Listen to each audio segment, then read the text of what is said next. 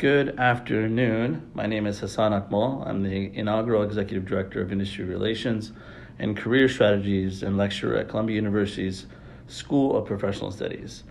I'm the host of today's Behind the Scenes podcast series, which we try to do often throughout the year, and it consists of a number of different interviews with distinguished professionals discussing provocative career-related topics to really set the stage for students, alumni, career changers, anyone out there who's looking for purpose.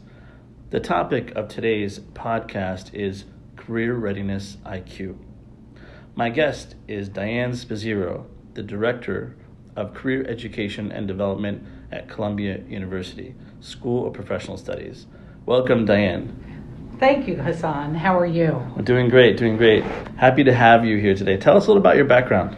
So my background, actually, I have an extensive background in business, having been in the risk management field for many years.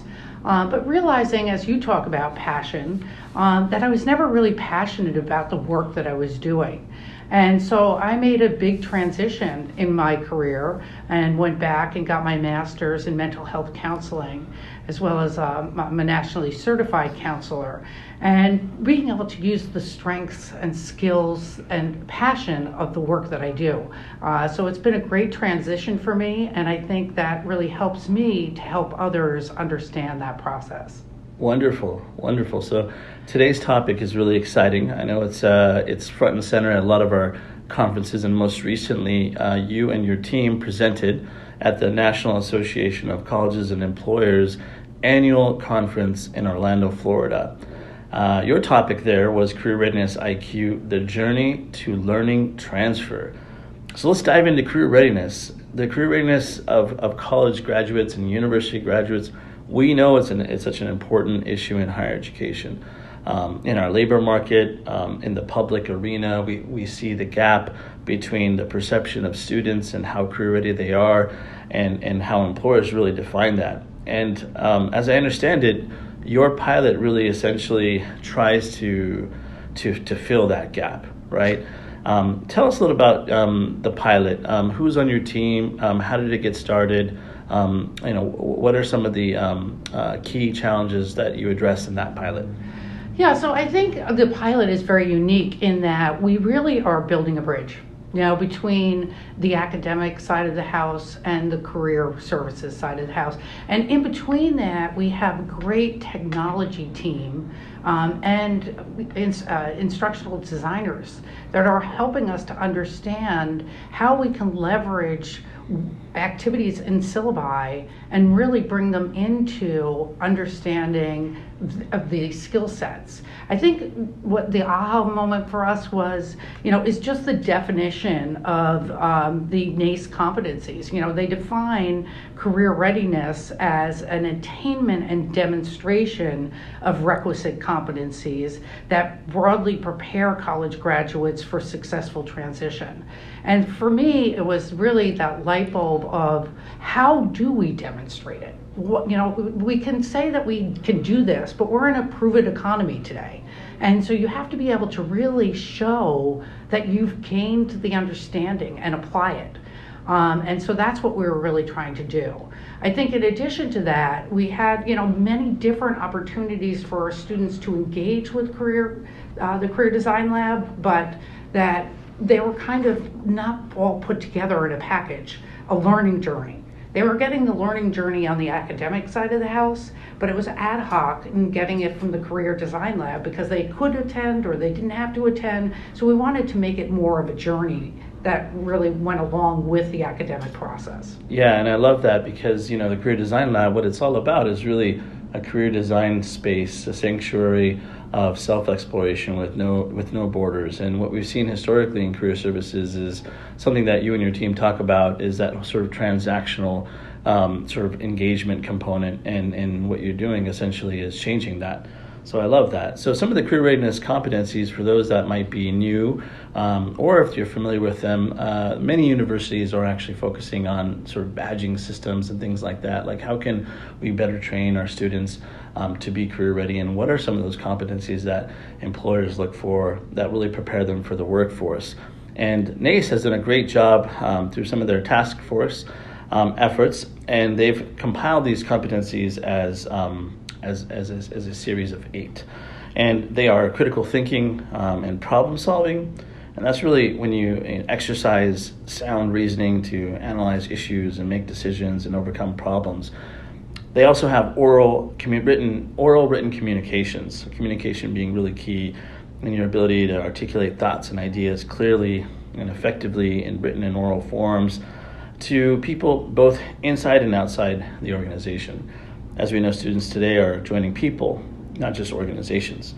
Teamwork and collaboration is obviously a very important one as well, and that's really about building collaborative relationships with colleagues and customers, representing an array of different cultures and races and genders and religions, etc. And I would say, with the teamwork collaboration, one of the skills that you really want to think about is being able to negotiate and manage conflict. It's not always going to be a bed of roses, and so our students really need to have that, training, that process. Absolutely, and I think it's so important that the School of Professional Studies has a degree in it, negotiation and conflict resolution. Just some of the other ones quickly I'll name, and then we'll dive into some of the details and some of your beginning ideas. But we have digital technology, and that's leveraging existing digital technologies ethically and efficiently to solve problems, to complete tasks, accomplish goals, and that's one of the areas where I know that employers actually rated students higher than students rated themselves, which was interesting because for all the other 7 competencies, the students rated themselves higher and the employer rated them lower, but for that competency, the employer rated them higher. And then we have things like leadership, professionalism and work ethic, career management, really taking ownership, and finally the most recent addition was global intercultural fluency, and that's really about sort of the value, respect, and learning from different diverse cultures and races and orientations, etc. And it also, I think, represents openness and inclusiveness, etc. So how does your pilot use these competencies, and is it restricted to these competencies? Tell us a little bit more about sort of the sense that you felt we needed to kind of redirect the student experience. Well, let me just start out by saying that what we did do, we took a small group from the Strategic Communications Master's Program here at the School of Professional Studies, and we just went out and we actually created a focus group of employers as well as faculty to look at these competencies and see what they thought. And we actually had them rate the competencies. And what I thought was very interesting, the top 4 competencies that they came up with that they felt were needed were critical thinking, problem solving, teamwork collaboration, professional work ethic, and global intercultural fluency. Now you would think that being strategic communications, that oral and written communication skills would be one of the top 4. But they really felt that that was a given. They better have that. Absolutely. The other one I thought interesting was leadership was not as important to them because they felt that they could develop those leadership skills. And then career management, I think employers don't expect that they're going to manage people's careers. As you pointed out, it's got to be something that they're doing for themselves. So we kind of worked from those and looked at how can we prove critical thinking, teamwork, collaboration, professional work ethic, and demonstrate those to employers. So what we did then is we took and delved into the syllabi of the core courses that the students had to take and looked at the activities that were happening in those classes. And what we found is that students do the work in the class, but they don't look at it in a broader sense that this is work you're going to be doing in the workplace. And they're looking at it for the grade. Yeah, exactly. And they want a great grade, but they're not making that translation. So our idea was to really bridge activities, taking from the work that they've done and showing how it can leverage into the marketplace. And Very ultimately, nice. We're going to be doing an e-portfolio to really show this work and prove that they've been able to do that. Wonderful, and I know that it's just this vocabulary, this framework when discussing sort of career readiness. the metrics on campus is so important, and we didn't have sort of these defined competencies as guidelines in the past, and now so many universities, including our own, I know our own career design lab here in Times Square is using it as a rubric even to help evaluate our own student workers. And so I think it's fantastic that the pilot that you're doing is really helping potential hires demonstrate those competencies. What kind of challenges did you face, and how was the overall sort of collaboration process in the university? You mentioned that you had a couple other partners on campus. Yeah, I mean, I would say that, actually the way this came to me was that our technology team was given this new technology, and they were looking for partners. And we then got into this very deep discussion about really trying to transform, really taking it from a transactional to a transformative experience and leveraging the technology to do so. And that got us into trying to think about this, again, this idea of demonstration. How do we demonstrate? And as School of Professional Studies have a kind of toolkit that they're bringing with them, a portfolio to be able to show the work that they've done. And so it was really taking down silos. I think we talked about 1,000 cups of coffee is what we really had to do, is go out there and really sell and promote this concept. But once people heard about it, I mean, the strategic communications team loved the idea and they really supported it. So I think it was, really defining it. We also had to come up, and we are in an academic setting, so being able to show the research that really proved that this could work effectively, and getting the buy-in. And then of course, it's always the students who have so much on their plates. As master's students, they don't just have classes, many of them have jobs, families, and how could we make sure that we weren't overwhelming them with the work? Yes, and one of the things I really liked and appreciated in your presentation as well is, and as I've sort of seen you put this together over the last year, is the different perspectives that you offer. And I'll share one of them, and maybe you could perhaps share the other two, and maybe mention kind of who's on your team and what their titles are. That would be great too. But the learning transfer from the employer perspective, your team defines it as really kind of job candidates exhibiting learning transfer skills that stand out from their peers and rise to the top of the hiring process. And I think that's really, really important. What are some of the other perspectives? Well, I mean, I will say, we really worked closely with the faculty. And one of the comments we got from the faculty is by emphasizing learning transfer outside the classroom, this pilot program will be a huge help to faculty in reinforcing their underlying rationale for every student at their learning. And another student perspective, and again, I think they really appreciated taking and leveraging their work. Here's just a quote from one of my students.